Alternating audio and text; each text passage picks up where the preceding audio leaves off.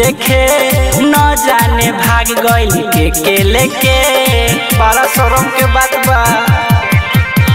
संगवा में आइल बाराती देखे न जाने भाग गइल के लेके खोजत ना काके हो गइल दादा रे भोर। खोजत ना काके हो गइल दादा रे भोर। हाला बाबरी बिजोर दुल्हा के बहिन के ले गइल गावे के चोर। हाला बाबरी बिजोर बरतिया के दीदी के ले गइल गावे के चोर।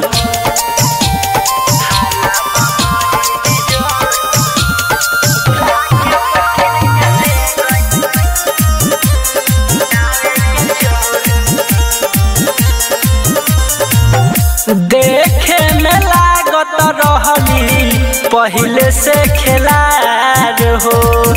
लागे कवन बुढ़ावा संगे भइले फरार हो।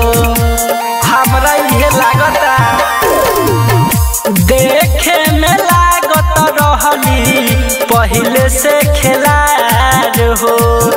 लागे कवन बुढ़ावा संगे भइले फरार हो।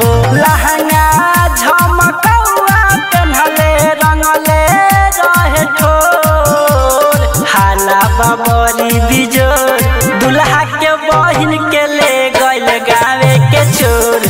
हाला बाबरी बिजोर बरतिया के दीदी के ले गइल गावे के चोर।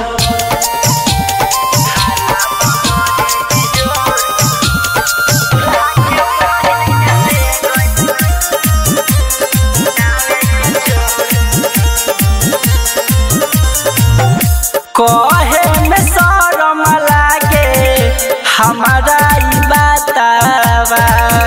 सोहना जइया पर मरली जबया खावा। खाली वही फेरा में रहे। कहे में शरम लागे हमारा ई बातावा।